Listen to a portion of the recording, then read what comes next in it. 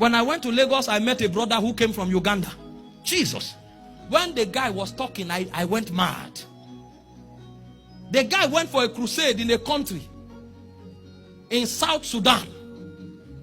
And as he was preaching on the altar, the head of the Taliban was walking into the crusade ground with 2 women. People began to run because they knew danger was coming. People who were worshiping started running. And the guy didn't know what was happening. He was just watching. And the guy came to him and said, this woman here has been blind for 7 years. Open her eyes or you die. So that one, there's nothing like atmosphere. There's nothing like I'm feeling oil on my head. Because as far as the Taliban is concerned, I can't read your Bible. I don't have time to hear your message. But if what you are saying is true, then this blind person must open. Otherwise, every other blind eyes here that open, I won't believe. And the guy looked at him immediately. Faith rose on his inside. Because a man of power is challenged that stirs him up. If you don't know it, you'll be afraid. When the guy heard it, what? Do you know where Jesus went to? Jesus came down from heaven and went to the bottomless pit and defeated the devil. Is this the greatest challenge you can bring?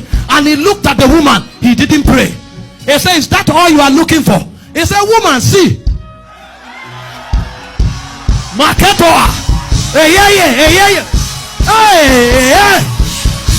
hey. See, God, hear this. God is not afraid of challenge. He said, test and see that the Lord is good. He's not afraid. The guy said, because you challenge God openly, I will not pray. Woman, see.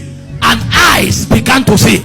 The Taliban knelt down and gave his heart to Christ because of power.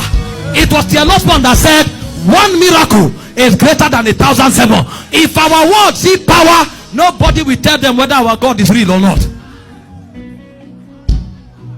The guy entered a nation called Honduras and he wanted to preach there. And the president told him, all of you from Africa that come here to take money, you will print a lot of things on your poster that will never happen. At the end of the day, you collect offering and seed and leave our country with money. He said, if the things you wrote on the poster does not happen, I will jail you. The guy laughed. He said, now it's time to preach the gospel. Because the gospel is not English language. The gospel is the move of power. Power. He now told the man,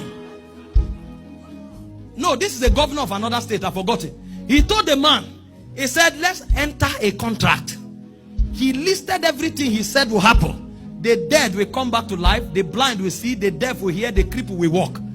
And they signed the contract. If these things don't happen, jail me forever.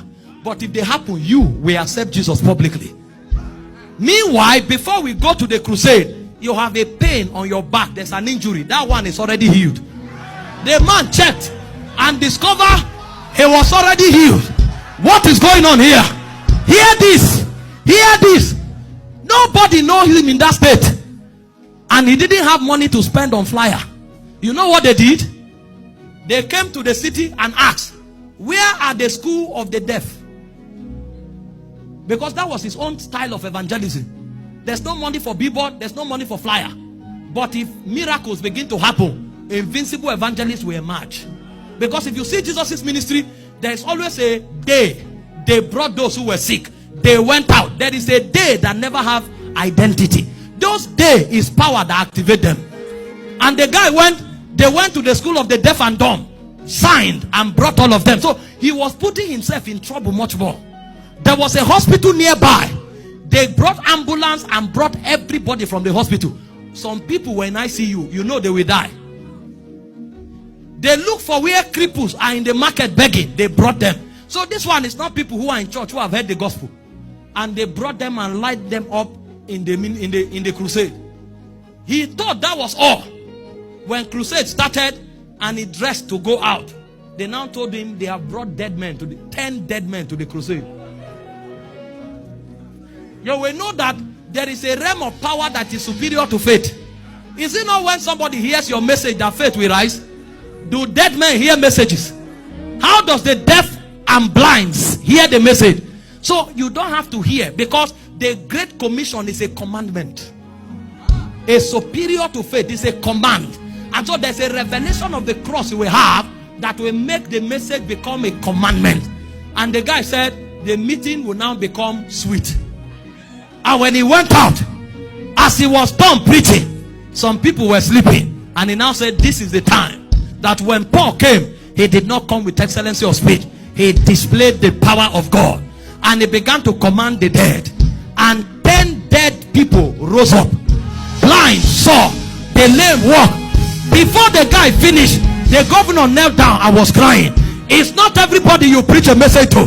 There are people you show them the power of God. And so the gospel of the cross is the gospel of the power of God that cannot fail. That's why before we were sent out, Jesus had to rise from the dead. He defied death for you to qualify to preach.